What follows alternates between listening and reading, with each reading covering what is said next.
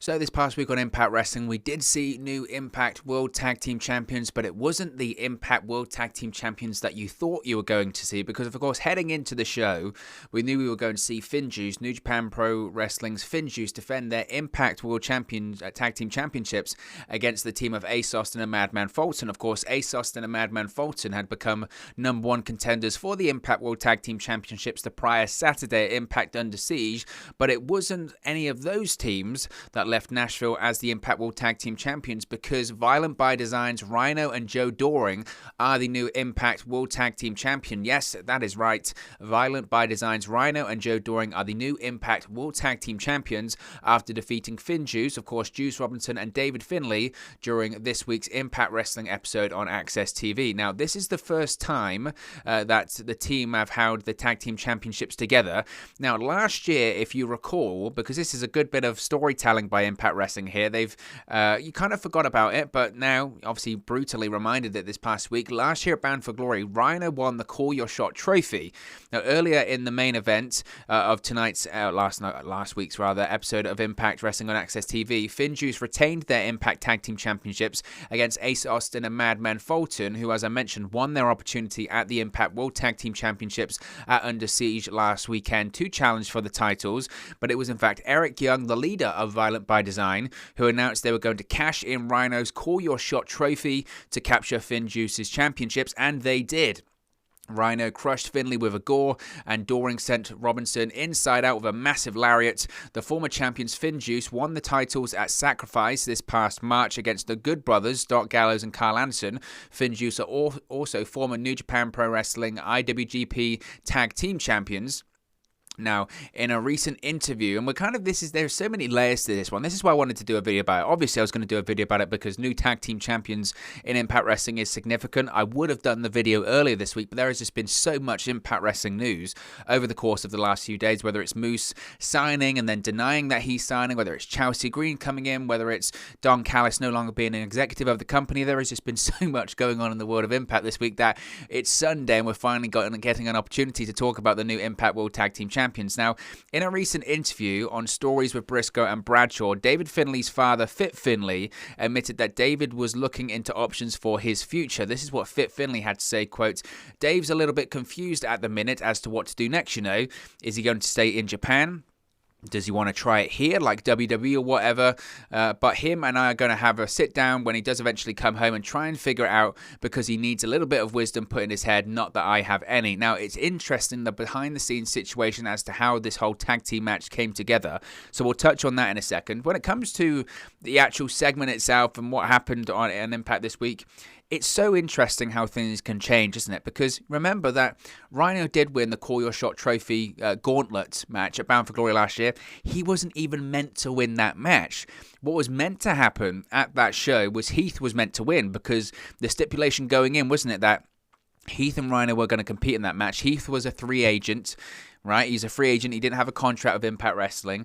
And if he or Rhino hadn't won the match, not only would Heath not get a contract, but also Rhino would be fired from Impact Wrestling. That was the deal. And the plan was that Heath was going to win the match. He was going to get a contract. He was going to get the trophy. Then Rhino and Heath would, I guess, cash it in for a tag team championship opportunity. That was the plan. The issue was that during the Call Your Shot gauntlet match at Bound for Glory, Heath got injured. He got injured. I think he suffered a hernia. He had to have major surgery. That took a while to actually get to that point to have surgery. I think he had surgery in the end in something like March. It took that long to have the surgery, so he's still on the shelf. But the plan was they had to change the plans on the fly, so Rhino won the match at Bound for Glory. He wins the Call Your Shot trophy, and then the idea was, well, he'll just hold on to the trophy until Heath gets back. It gets them out of the situation of Rhino and Heath having to be fired, kayfabe, on television by not winning the match. So Rhino wins, he has the trophy, and then the idea is, okay, Heath, we don't know the injury, the extent of the injury, but whenever he comes back, they'll cash in the trophy, and then they'll go and have Heath and Rhino maybe be the tag team champions, or at least challenge for the tag team championships. Of course, Heath's injury, I guess, was more severe than first thought. It took a while for him to get the surgery because he struggled to find a surgeon, a doctor that would be willing to do essentially 3 surgeries at once to fix all of the problems that he had there. So Rhino, it took a time for Heath to get the surgery. Then Heath is now on the shelf because of the surgery. During that period of time, Rhino turns heel, joins Violent by Design, and he still got this trophy. And the situation was, as far as I'm aware, and again we'll touch on this in a second, that's they needed to get the tag team titles off of FinJuice at the last set of television tapings because FinJuice weren't even a part of the most recent television tapings. This is how crazy this whole situation gets. So FinJuice weren't even a part of the last set of TV tapings. So the plan was we have to record, obviously, the whole set of Impact Wrestling TVs that we've seen recently. Prior to Under Siege, they had to tape Under Siege, in which FinJuice retained the tag team. Well, they didn't retain because they were part of the six-man tag team match. And then you had the number one contenders match, which Madman Fulton and Ace Austin won, but they decided not to put the titles on them. They had to record another match in which FinJuice defeated Ace Austin and Madman Fulton, and then Violent by Design came out and cashed in the Call Your Shot trophy and won the tag team titles. If that sounds complicated, if that sounds over the top, it's because it is. It's just craziness going on. And that's the problem, I guess, you kind of have when you have these bulk TV tapings, that you have to get things done so far ahead of time, and then, especially in the case of New Japan wrestlers, they have to go back to Japan, and then they can't come back because of the COVID-19 outbreak, all this kind of stuff. It just gets craziness. What I will say is, though, when it comes down to the bare knuckles of Violent by Design and the tag team of Joe Doring and Rhino, I'm a big Eric Young fan. I think Eric Young, since he returned to Impact Wrestling last year, has been a real highlight of the programming and of the product. I was a huge fan of Eric Young's feud with Rich Swann last year. I think it was the best thing that Impact really presented last year. And I know that's a big statement, but I really do think that's the case. Eric Young's return was so great last year that they changed plans. We talk about plans changing here when it comes to the Tag Team Championship. Eric Young, when he returned last year at Slammiversary, no disrespect to him, because he is an Impact legend and he is a former Impact World Champion prior to returning, and he's won everything there is to win pretty much in Impact Wrestling. But when he returned to Impact Wrestling last year, his stock value was arguably at an all-time low. It was, because this is a guy that had built up momentum over the years in Impact Wrestling. Then he had gone to WWE, was relatively successful in NXT, had the Sanity stable, was competing in the likes of War Games matches and all that kind of stuff. So there was a lot of hope and optimism there that WWE were getting this talent that could do anything, whether it was comedy, whether it's a maniac, whether it's a tag team, whether it's a singles guy, whether it's an opening match, whether it's a main eventer, whether it's a cruiserweight, they could do anything. And the hope was that because he was so versatile, he would fit right in on the WWE roster. And then Sanity get called up to SmackDown, they barely get used, and then they get split up, and Eric Young goes to Raw, and for like 2.5 years, 3 years, the guy just vanished. I mean, he vanished. He would be on main event every week, mostly losing. He might have a match on Raw where he didn't get an entrance or anything like that, and he would lose, and that would be it. And again, this was a guy that was a former world champion in Impact Wrestling, so by the time it came around that he did get released by WWE, not that there wasn't a feeling of caring. I think those people kind of went, well, hopefully he can go back to Impact, or maybe he can go to Ring of Honor, work the Indies, who knows, and maybe build himself back up. But the desire to see Eric Young wasn't what it was before, because he had lost a ton of momentum, because he'd done nothing for like 3 years apart from lose in squash matches. So when he came back to Impact, he was like, oh, it's great. Eric Young's back, but it wasn't like getting the Eric Young that they once had. And then he changed that in the space of just minutes, in the space of absolute minutes at Slammiversary. Once he did the attack on Rich Swann, attacked the injured ankle, played this world-class maniac character, things just changed, and he was doing these promos, he was doing these attacks, and then Rich Swann, you have to give him credit as well. He did the retirement speech, and then Eric Young attacked him again, and this angle got so hot in Impact Wrestling that they had to change plans. Eric Young became the top heel in the company seemingly overnight. And Impact Wrestling went, look, the plan was to actually have Eddie Edwards versus, I think it was Ken Shamrock, at Bound for Glory for the Impact World Championship, but Eric Young's red hot right now. The Eric Young-Rich Swann feud's red hot. They made Eric Young the Impact World Champion, changed plans, went to the main event of Eric Young versus Rich Swann, and it was a fantastic feud, and it really did help elevate Rich Swann into a more prominent position in the company, and he won a world championship for the first time in his career. Major moment for him. That was all because of Eric Young. And then coming out of that, my concern was at the time, and I said this on the videos, was where does he go next? Because he lost to Rich Swann in decisive fashion twice in a row, so he's out of the picture. And my concern was, okay, he was red hot for ages. The concern is always in pro wrestling should be, what are you doing next? And over time, gradually, he's built up this faction, whether it was bringing in Joe Doring, then getting Cody Deaner, shortening that to just Deaner, the haircut, now Rhino. And obviously, he got the injury, I think a bit like The Miz recently. He tore his ACL, and he's out for a while, a significant amount of time. But like I said previously, when that injury was announced, that he can be a mouthpiece because he's a really good talker. And this whole faction's kind of a cult of personality anyway, that they all follow him, and he's this inspirational yet maniacal leader. So him not necessarily working isn't the worst thing in the world, because he can be a mouthpiece, he can still be a leader. And this is what we've seen recently on Impact Wrestling, is that he's still a leader, and he's still this visionary to all of his disciples and all this kind of stuff. So I'm a big fan of the Violent by Design stable. I think it's probably the right move, to be honest, into having Rhino and Joe Doring be the Impact Tag Team Champions. Now, anyone else in that stable, do I see them winning titles? Probably not, honestly, right now. Do I see like Deaner winning the X Division title? No, I don't see that happening. Obviously, if Eric Young was able to compete, which he isn't right now, I would say, well, he's a possibility of winning the Impact World Championship. Certainly, Eric Young versus Kenny Omega would have been an interesting proposition because of the factions that you have. You'd have Kenny Omega with the Good Brothers, possibly even the Young Bucks, and then you'd have Violent by Design. You'd have Eric Young with Joe Doring, Deaner, and Rhino at ringside. That would certainly be interesting as well. So it's a shame that Eric Young can't compete, but I'm a big fan of the Violent by Design faction and the Violent by Design stable. So I didn't have a problem with it. Would I have liked to have seen Ace Austin and Madman Fulton win? Maybe, because I think Ace Austin still constantly needs to be doing something, because I think there's money there. I really do. But I didn't mind it at all. If anything, it was a unique swerve. It was a swerve that I don't think a lot of people saw coming. I think maybe the expectation might have been that FinJuice dropped the Impact World Tag Team Championship, because as I've mentioned previously, it's the same with Kenny Omega. These guys, when they're not from Impact and they're signed to other companies, they're going to only be in Impact for a certain period of time. They're not going to be there forever. Their time and their duration in the company is finite because they're on loan from someone else. And it was the same with FinJuice. People were going, well, when are Juice Robinson and David Finlay going to drop the tag team titles? Because they're not going to hold them onto them forever, because they can't. They've got other commitments.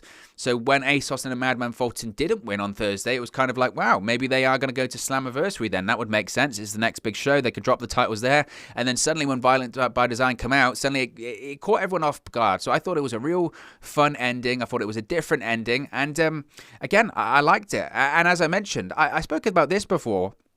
When it came to Juice Robinson and David Finlay, FinJuice, that I wasn't sure what their situation was going to be, because obviously we know the timeline, and if you've watched any of the videos here, you know. But if you know about the timeline here, you know that, as I mentioned, Impact filmed all of their content for May about a month or so ago. That included Under Siege, and they did the most recent set of Impact Wrestling TV tapings across 4 days, starting I think it was last Saturday or Sunday, and that went into about Wednesday, Thursday time of this week. So they shot all of the content for June, including Against All Odds. They shot that over 4 days this week. And at the same time, we're hearing all of these stories about, obviously, the big outbreaks of of COVID-19 in Japan, including for all of the people, or several of the people in New Japan, and they're being quarantined in the dojo. They're kind of stuck in Japan. The foreign talent being very upset about all of this, that they can't go back to the United States, or they can't go back anywhere, and that they're having to quarantine in the dojos, and they're kind of stuck, and they're having to postpone shows and all that kind of stuff. And I was looking at these timelines, and I was thinking, well, if Finlay's saying David Finlay's in Japan at the moment and he's quarantining, how is he going to be part of the latest set of Impact Wrestling TV tapings? And I knew that they were advertising this, so I was kind of looking at it going, well, I guess if they're advertising it, they must have been there, but Finlay saying that his son's in Japan, so how does that all work out? Well, we now know that this match was actually filmed as part of the last set of TV tapings. So David Finlay and Juice Robinson are currently stuck in Japan. They basically did a bit of a creative way around it. So they had to come up with this outcome and this finish in this match at the last set of TV tapings. So that's very interesting. And when it comes to FinJuice as well, and it comes to their status, if you will, for Impact Wrestling going forward, because they are New Japan Pro Wrestling contracted talents. Fightful Select, which of course is Fightful's Patreon service, so be sure to check them out and subscribe. They do a ton of exclusive and insider information, very reputable, very accurate a lot of the times. I know there's been There has been so much discussion, by the way. There has been, and maybe I shouldn't talk about this, but there's been so much discussion recently about websites, about clickbait, and about websites that don't report the facts and just try and get people's clicks for money and all that kind of stuff. And Fightful, I don't really have a dog in this fight kind of situation. I go to a variety of different websites and sources and all that kind of stuff because I think that's the best way to do it. I don't think you should ever take any, and this is outside of pro wrestling, I don't think you should take any information from just one source. You should always do your reading. You should always investigate the facts yourself. That's how you get to the truth most of the time.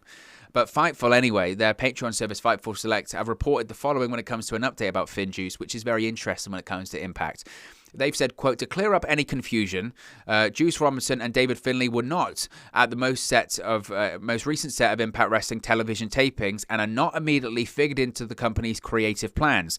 There is still a positive working relationship with New Japan Pro Wrestling, and we will likely see a stream of wrestlers pop up in Impact going forward. So, no more FinJuice, it looks like, in Impact Wrestling for the foreseeable future anyway. They're not factored in to creative plans in the future, and that's not much of a surprise. As I mentioned previously, when it comes to any of these talents that aren't signed to Impact Wrestling contracts, whether that is Kenny Omega, whether that is FinJuice, whether that's El Fantasma when he came in and worked against Josh Alexander. I don't know if he was part of the most recent set of Impact Wrestling tapings. I don't think so. All that kind of stuff. It's becoming apparent, isn't it, that these New Japan people are coming in, or these AEW people when they come in, whether it's Matt Hardy, Private Party, previously there were plans for Sammy Guevara, they only come in for a set of tapings, or maybe a couple of set of tapings, and that's what it was with FinJuice. They came in for a few set of TV tapings, 2 or 3 set of TV tapings, and then that was it. Because New Japan Pro Wrestling were like, we need these guys now, or it was just part of the agreement that they would come in, work a few dates, and that would be it. So the fact that they're not factored into the most recent set of the foreseeable future in terms of creative plans, that's not surprising, really. I think if we had hoped that they would be involved going forward, it's almost slightly naive, isn't it? Because they are New Japan talents. They're not Impact Wrestling talents, and they're coming over as part of an Impact Wrestling and New Japan Pro Wrestling working agreement. Now, do I think they'll be back in Impact Wrestling in the future? Possibly. I think all of the plans now are focused on Slammiversary in July. And the fact that Fightful are saying that there aren't plans for them to return in the foreseeable future, that would maybe imply to me that FinJuice aren't going to be a part of Slammiversary in July. Obviously, part of the biggest problem they have right now, and Finlay spoke about this when it comes to his son David Finlay, is that they're stuck. They're stuck in Japan. They can't do much at the moment because they're quarantining in the dojo. Now, again, there is a lot of frustration with the foreign talent in Japan, that they are stuck there, and there is a bit of concern that maybe they should come back to the United States, and once they do, they might not go back out. And if that is a situation, maybe then once again Impact and New Japan work out a situation where they say, you know what, because of the issues that we're having over here in Japan with quarantining and with outbreaks and all that kind of stuff, given that some of our talent maybe doesn't want to come back to Japan or is kind of stuck in the United States, maybe it's easier for us once again to start loaning them out to an Impact Wrestling and all that kind of stuff. So do I think they'll appear on Impact Wrestling television future and again? I think so. Is it going to happen in the foreseeable future? According to Fightful, that's not the case. So we'll have to wait and see when it comes to that. But to be honest themselves, they have said that they have unfinished business, FinJuice and Impact Wrestling. Of course, they did lose their tag team championships, but Impact released a new backstage video where they caught up with the former champions to get their thoughts on what happened.